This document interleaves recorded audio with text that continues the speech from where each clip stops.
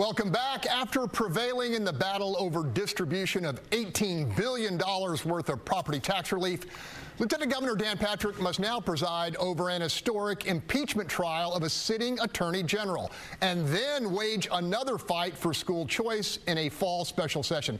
Rudy, let's start with impeachment. What did you make of Patrick's guidance, if you will, and do you believe he can or will put his thumb on the scale and decide Paxton's future? You know, he's an interesting guy. He went from David Copperfield making $18 billion essentially disappear. Now he's going to become Judge Judy, right? You know, Patrick's definition of this coming political show as political, you know, that was not ignored when he said that and should not be ignored. You know, with the way that things are setting up, the pressure that's coming from the extreme right of the Republican Party that's in bed right now with Paxton, it's going to look like and what I'm hearing and what I'm seeing and talking with a lot of other folks, September 5th, the first day of the trial, could very well be the last day of the trial. That's why my word was crossroads.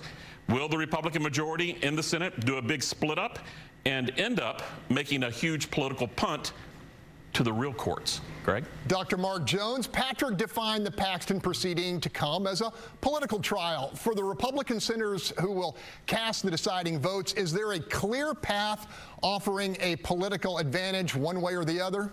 Not really. If they vote to impeach, they're going to enrage the base. If they vote to acquit, they're going to enrage a large majority of Texas voters. That's why I agree with Rudy. If they're going to acquit, the way they're going to do so is through the loophole of saying all of these crimes occurred before his most recent election under the voter forgiveness doctrine. Therefore, our hands are tied. We can't impeach them. And then let the courts work it out in terms of his issues with Harris County, the federal government, and others.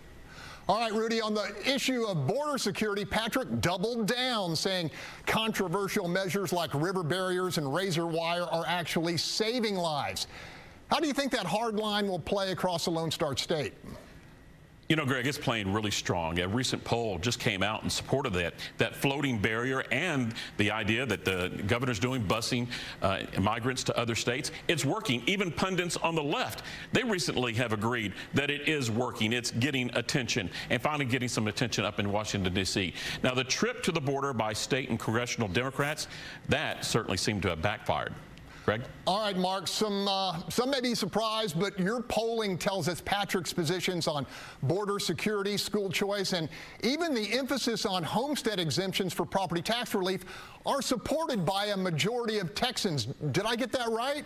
Completely right. When it comes to homestead exemptions, it's 85 to 90% support the property tax relief. When we get down to immigration, it's between 60 and 75, 60% to spend about 2.5 to 3 billion, 75% for sending the DPS and National Guard to the border. And even on school choice, if you restrict it to low-income Texans, it's a 60-40 in favor versus opposition. And if you give it to everybody, 53% favor, 47% opposed.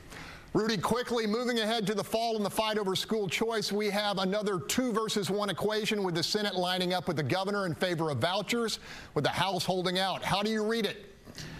Yeah, you can't ignore those numbers that Mark just threw out, but the devil certainly is in the details. The Speaker, his Special Committee on Education, released a report a few days ago.